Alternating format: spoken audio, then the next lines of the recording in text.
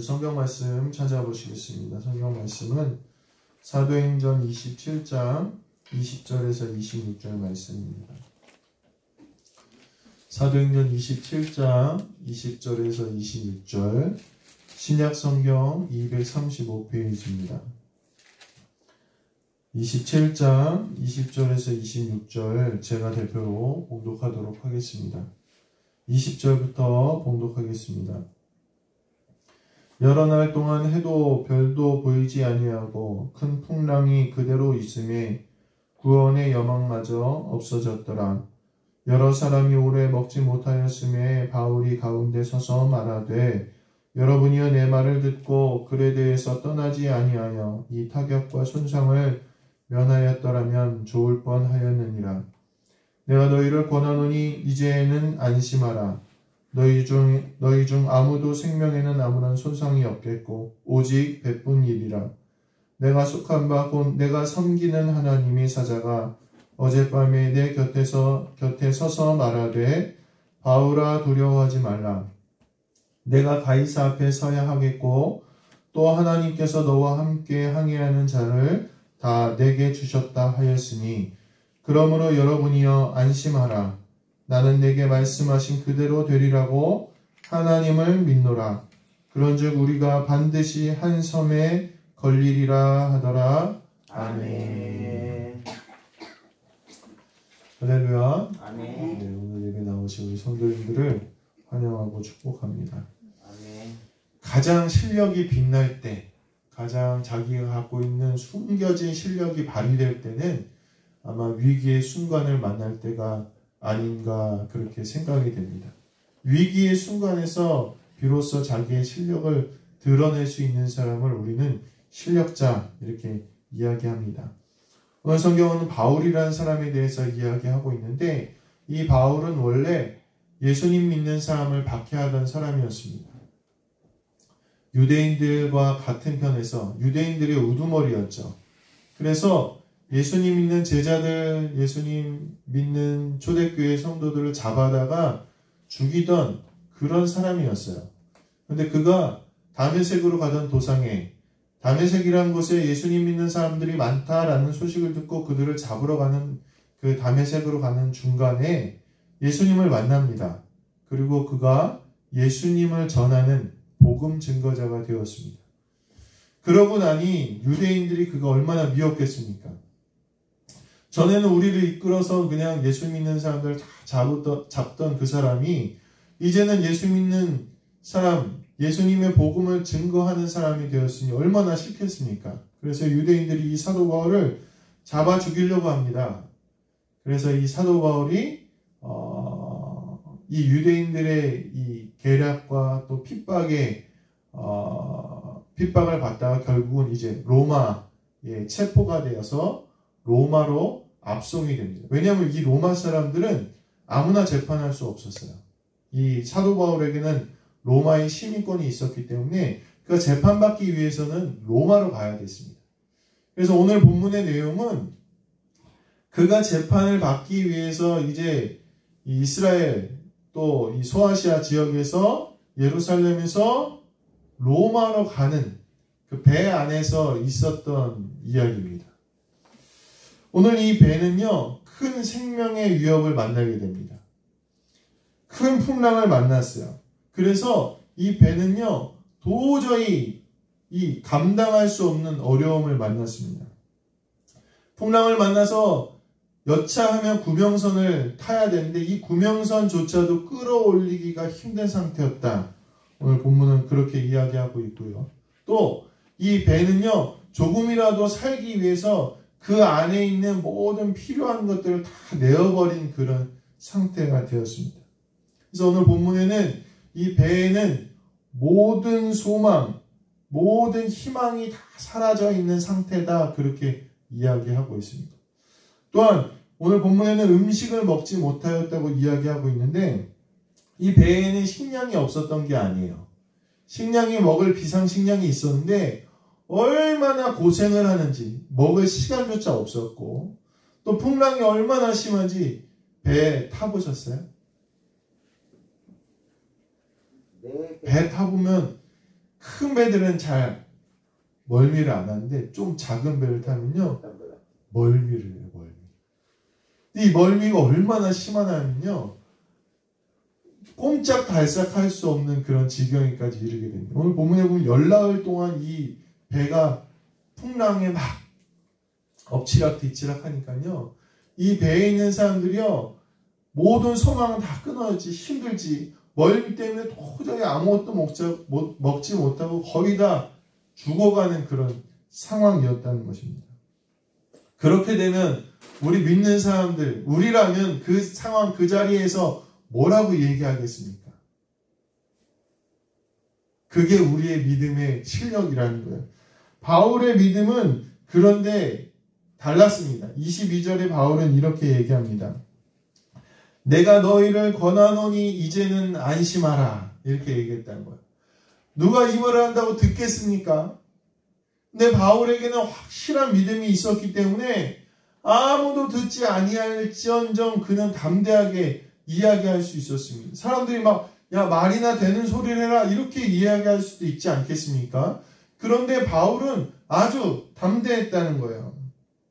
그리고 이 말은 바울의 말은 실제로 이 배에 탄 사람들을 위로해 주었고 힘을 얻게 하고 다시 일으켜 세우고 소생케 했다는 것입니다. 오늘 우리도 인생의 많은 고난들을 만나기도 합니다. 오늘 이 배에 처한 상황의 사람들처럼 정말 힘든 상황에서 어려운 상황에서 우리도 같이 그 상황에 있을 수도 있는데 오늘 과연 우리의 믿음은 무엇을 말할 수 있을지 오늘 한번 돌아보시게 되길 간절히 소망합니다. 환난을 만나면 그때야 비로소 자기가 가지고 있는 믿음이 나타납니다. 한 사람의 믿음이 구별되는 순간입니다. 어떤 이들은 믿음이 좋은 것 같기도 하다가도요. 좋은 것 같다가도요. 그 문제를 만나면 전혀 그 믿음을 발견할 수 없는 사람들이 있다는 것입니다. 오늘 바울은 견고한 믿음을 갖고 있었습니다. 그도 역시 고난과 환난 중에 있었지만 그는 그 견고한 믿음으로 흔들리지 않게 많은 사람들에게 소망과 희망을 주었다는 것입니다. 오늘 우리도 그 믿음을 갖게 되시기를 주님의 이름으로 간절히 축원합니다. 축원합니다. 그러면 바울이 가지고 있었던 이 믿음은 어떤 믿음이었습니까? 오늘 세 가지로 나눌 수 있는데 첫 번째로 따라서 해보실까요? 절대적인 믿음, 십자가의 믿음. 오늘 우리는 이 믿음을 반드시 갖고 있어야 돼요. 반드시 점검해야 됩니다. 선원들 가운데는요, 다른 신을 섬기는 자들이 얼마나 많았겠습니까? 오늘 요나서나 이런 데 보면요, 이 배에 탄 선원들은요, 다 자기가 믿는 신들이 있었어요. 왜요? 이 바다는요, 우리의 예상을 뛰어넘는 곳이기 때문이에요. 제가 언제 태풍이 왔을 때 저기 속초에 한번 가보니까요, 바닷가에 봤더니, 야, 무섭더라고요. 파도가 치는데 막, 그 앞에 뭐 큰 바위가 있었는데 막 바위를 막 덮고도 남을 만한 파도가 막 치는 거예요. 이 선원들은 항해하면서 그런 일들을 얼마나 많이 만났겠습니까? 그래서 그들은 다 자신들이 믿는 신들이 있었어요. 그런데도 그들은 다 두렵고 우왕좌왕했다는 거예요. 그들의 믿는 신앙은요, 자기의 생명까지 맡길 수 있는 그런 믿음은 아니었다는 거죠. 그런데 다 바울의 믿음은 달랐다는 거예요. 바울의 믿음은 어떤 믿음이었습니까? 바울은 늘 그렇게 고백하죠. 나의 모든 것을 저 배설물과 같이 여기고 오직 예수 그리스도만 자기의 생명으로 삼았다고 바울은 늘 고백하고 있습니다. 이게 무슨 뜻입니까? 바울은 자신을 죄에서 구원하시고 생명을 주신 예수 그리스도를 믿었다는 거예요. 바울의 믿음은 그런 믿음이었어요. 하나님은 그리스도 예수를 우리를 이 땅에 보내셔서 영원히 죽을 수밖에 없는 나를, 영원히 죄에서 나올 수 없었던 나를 살리시고 생명을 주셔서 이제는 내가 이 땅에 살다가 죽게 되더라도 저 지옥이 아니라 영원한 하나님 나라에 가게 된다는 그 믿음이 오늘 바울에게 있었다는 것이죠. 이 땅의 모든 것뿐만 아니라 사망의 권세도 하나님의 손에서 자기를 빼앗을 수 없다는 그 믿음이 오늘 사도 바울에게 있었다는 것입니다. 이 절대적인 믿음이라는 것은요, 자기의 생명까지도 내어드릴 수 있는 믿음이라는 사실을 오늘 기억하시게 되길 간절히 소망합니다. 탕자의 비유에 보면 두 아들이 있었는데 첫째 아들은 아버지의 말을 잘 들었어요. 근데 둘째 아들이요, 이 아버지의 말을 안 듣고 아버지가 돌아가시지도 않았는데 유산을 받아서 다른 곳으로 갑니다. 타국으로 갑니다. 근데 거기에서 이 둘째 아들이 잘 살지도 못하고요, 재물을 다 허비하고 굶어 죽게 되어서 아버지의 집으로 돌아옵니다. 그러고 나니까 아버지가 그를 내쫓지 않고요, 받아줘요. 그리고 잔치를 베풀고 그에게 은혜를 베풉니다. 첫째 아들이 돌아와서 어떻게 하죠? 아버지가 어떻게 합니까? 막 불평을 하는 거야. 아버지 왜 이렇게 하실 수 있습니까? 왜 어려움을 만나게 하십니까? 우리로 따지자면 그런 거예요. 아버지 나에게 왜 이렇게 서운하게 하십니까? 아버지 나에게 왜 힘들게 하십니까?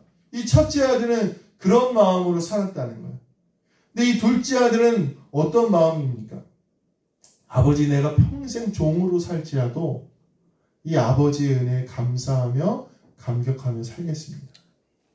이제 아버지께서 내 생명을 다시 살려주셨으니 내가 그 생명에 감사하며 살겠습니다. 오늘 첫째 아들과 둘째 아들의 차이는요, 은혜가 있느냐 없느냐라는 거예요. 은혜가 있느냐 없느냐. 오늘 우리가 고난 가운데 흔들리고 어려울 때요, 우리 안을 돌아봐야 되는데 내 안에 은혜가 있느냐 없느냐를 돌아봐야 된다는 거예요.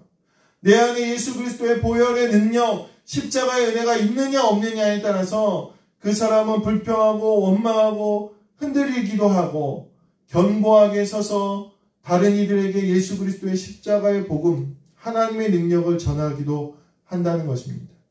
오늘 우리 안에 이 십자가의 믿음, 예수 그리스도의 은혜가 넘치게 되시기를 주님의 이름으로 간절히 축원합니다.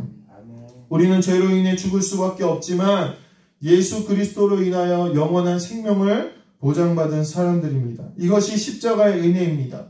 이 은혜가 넘치는 사람은요, 고난을 만나도 흔들리지 않는다는 거예요.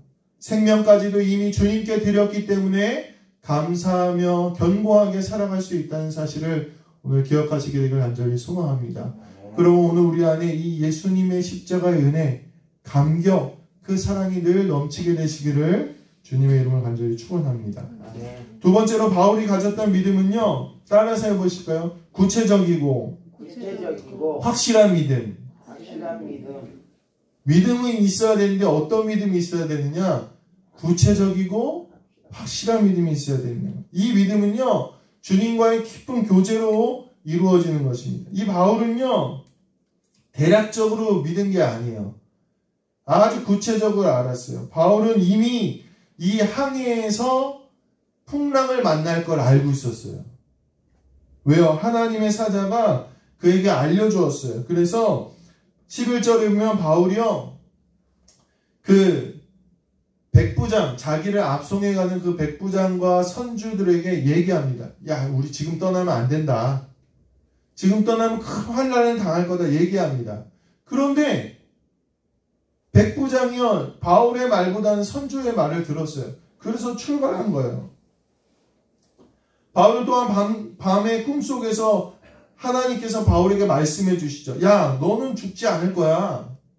너에게 속한 사람들은 다 안전할 거야. 왜냐하면 네가 해야 될 사명이 있는데 그게 뭐냐? 로마에 가서 황제 앞에 서서 또 로마에서 거주하면서 너는 복음을 증거하고 각 교회들에게 편지를 쓰고 초대교회들을 세워나갈 사명이 너한테 있어. 바울은요, 아주 구체적으로 알고 있었어요. 이 상황을. 왜요? 그가 하나님과 깊은 동행 가운데 있었기 때문입니다. 그렇기 때문에 바울의 믿음은 아주 견고하고 흔들리지 않았다는 것입니다. 오늘 우리는 하나님을 어떻게 믿고 있습니까?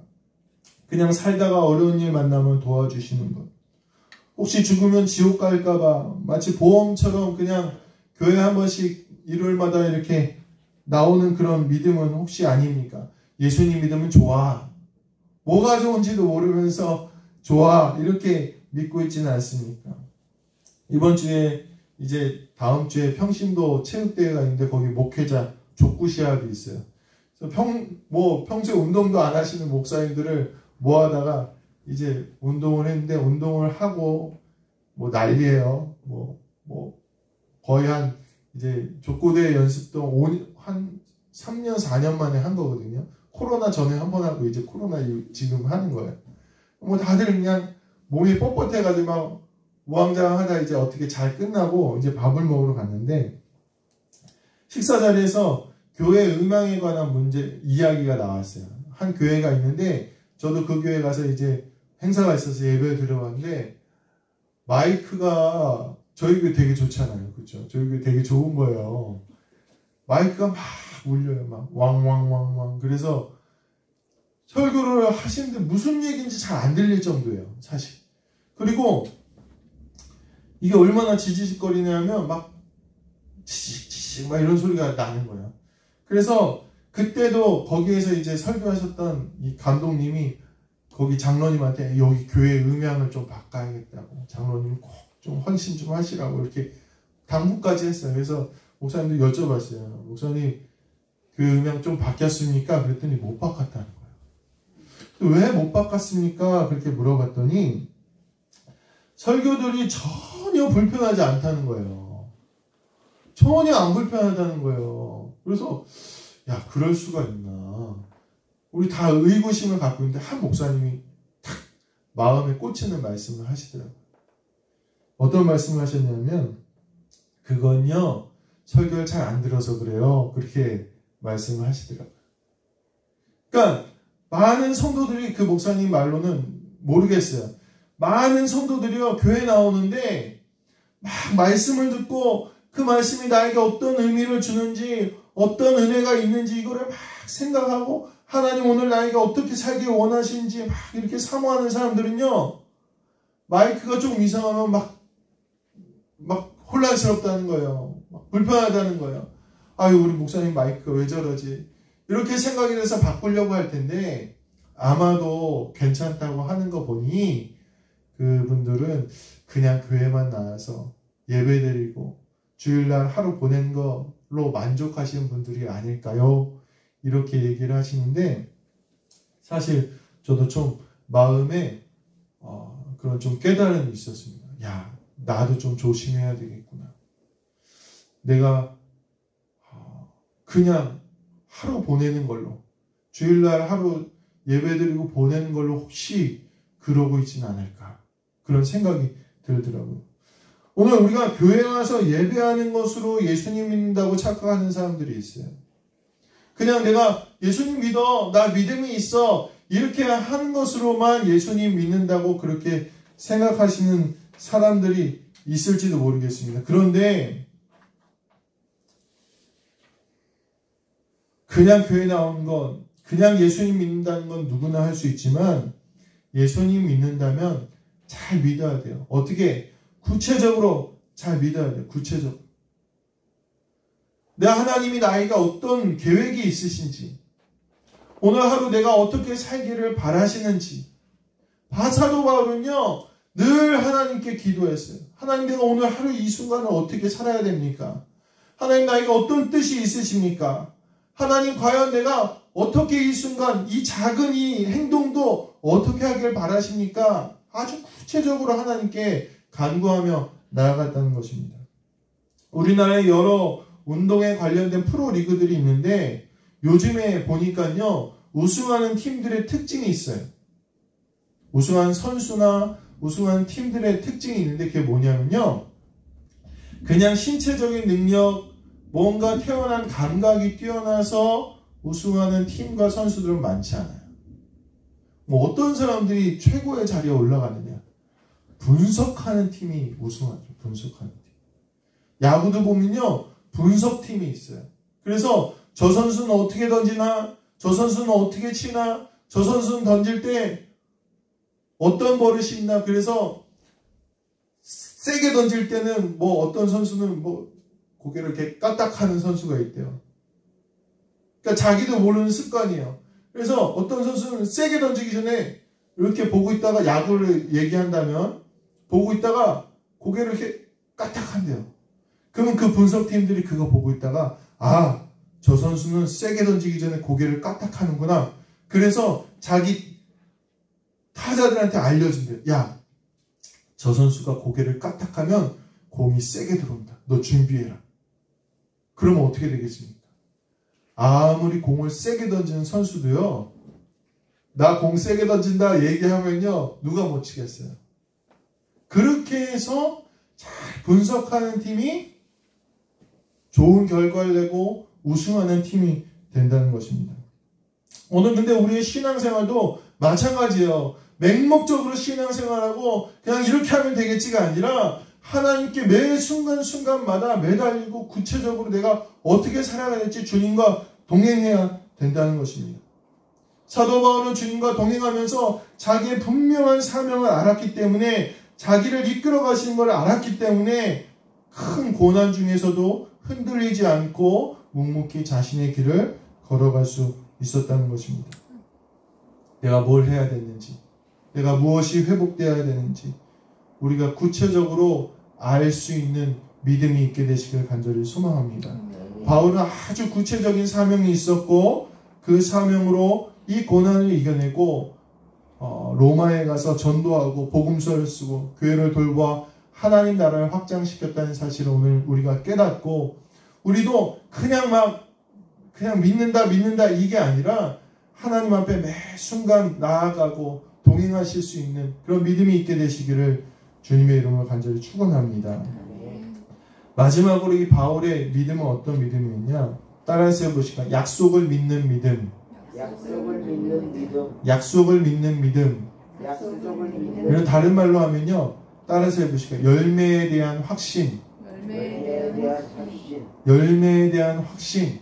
열매에 대한 확신. 오늘 우리 안에 믿음이 있는데요, 그 믿음은요, 하나님이 주시는 것, 하나님이 약속하신 걸 반드시 주신다는 그 믿음과 확신이 오늘 우리 가운데 있어야 된다는 것입니다. 24절에 보면 바울이 믿는 건 무엇이었습니까? 너와 함께 항해하는 자를 다 내게 주셨다, 이렇게 이야기하고 있어요. 하나님이 약속하신 거예요. 하나님은 그렇게 그에게 약속하셨기 때문에 바울은 흔들리지 않았어요. 왜요? 그걸 믿었기 때문입니다.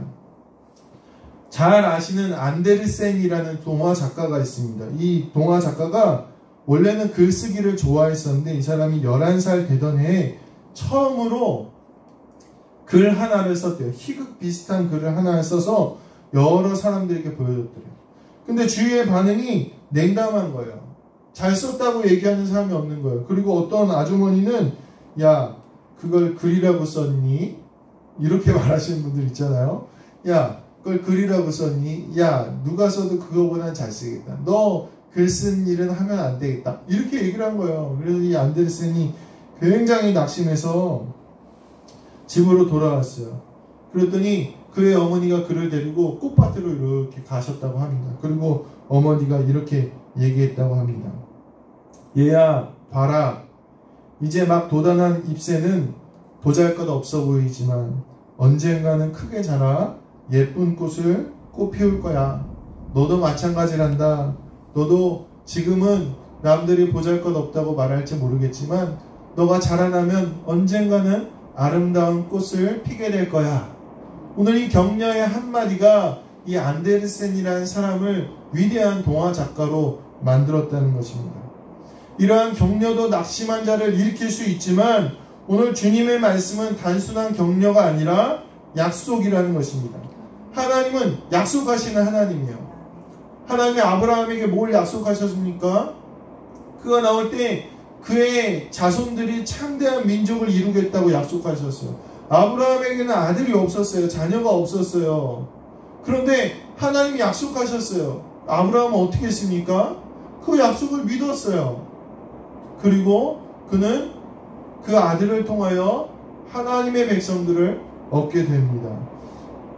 모세에게는 내가 약속한 이스라엘 백성들을 약속한 땅으로 이끌겠다고 약속하셨고, 다윗에게는 내가 왕이 되겠다 약속하셨어요. 다윗이 수많은 시간들을 견딜 수 있었던 이유는 하나님의 약속을 믿었기 때문입니다. 바울도 동일하게 약속하셨고 바울이 그걸 믿었고 바울은 열매를 얻게 되었습니다. 하나님께서는 오늘 우리에게 많은 것을 약속하시고 맡기셨습니다. 그 약속은 무엇입니까? 너희가 복음을 들고 사마리아 유대와 땅끝까지 이르면 성령님께서 너와 함께 있어서 너희에게 권능으로 함께 하시겠다는 약속입니다. 오늘 우리가 그 약속을 믿고 사명을 감당할 때 주님은 우리에게 동행하시고 능력을 주신다는 사실을 믿게 되시길 간절히 소망합니다. 권능으로 살아가는 성도님들 되시길 바랍니다. 능력으로 살아가는 성도님들 되시길 바랍니다.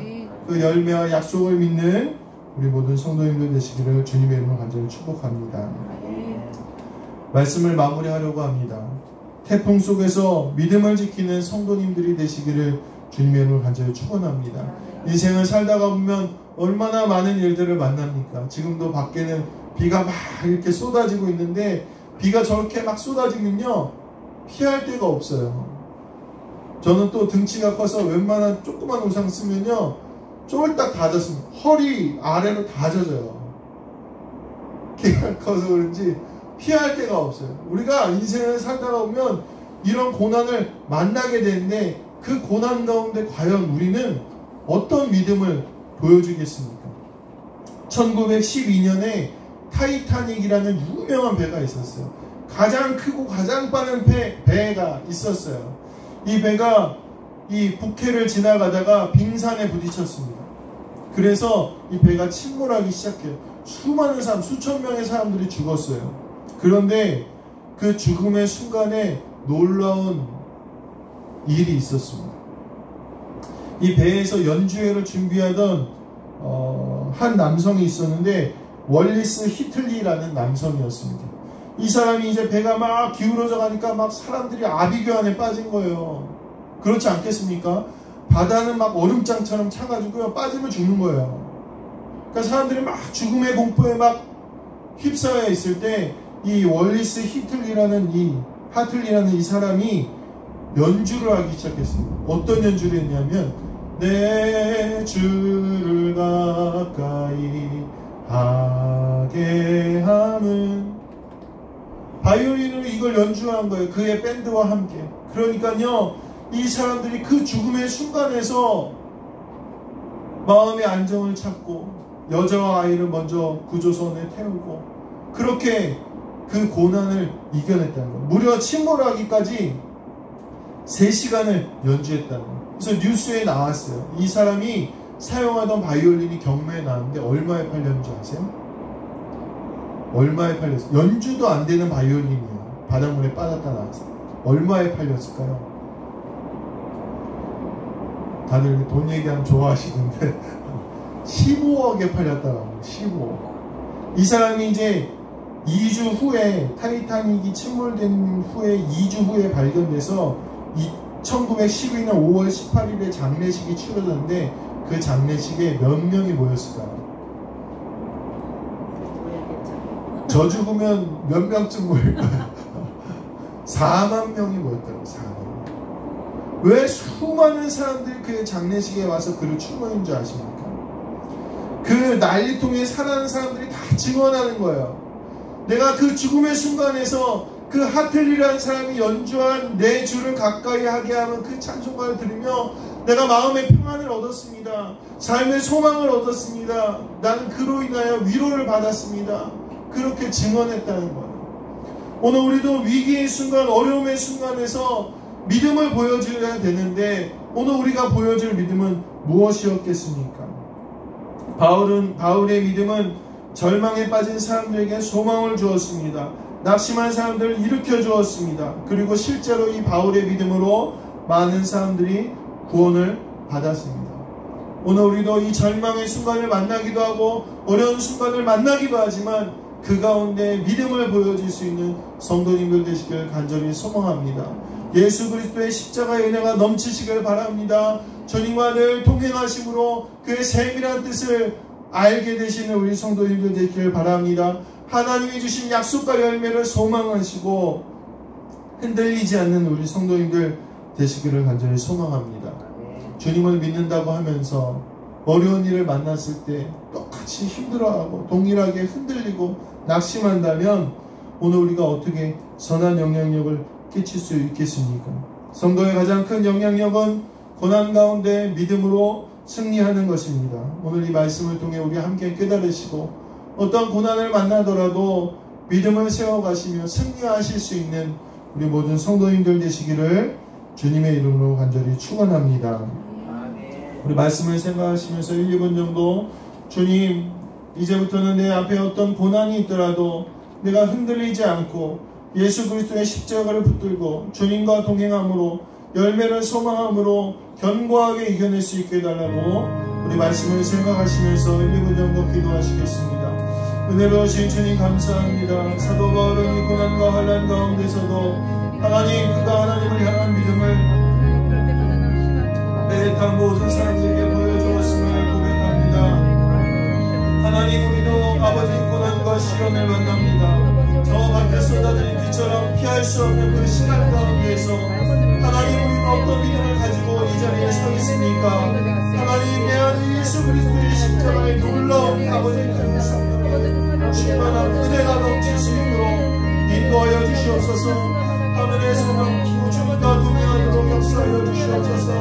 나에게 부신 하나님의 사명과 그런 놀라운 뜻이 내 안에 확신이 되어질 수 있도록 역사하여 주시옵소서. 하늘의 소망과 하나님의 열매를 아버지 앞에 소망하는 사람에게 하나님을 드릴 수 있도록 인도하여 주셔서 아버지 많은 이들에게 아버지 예수 그리스도의 아버지 놀라운 사랑을 전하고 믿음을 세워가도록 될 수 있도록 역사하여 주시옵소서. 한 주간 동안 어떤 일을 만나더라도 하나님 당신을 함께 하시고 하나님을 의지하고 믿음으로 나아가는 하나님 우리가 될 수 있도록 붙잡아 주시옵소서. 성령님 우리를 붙잡아 주시옵소서.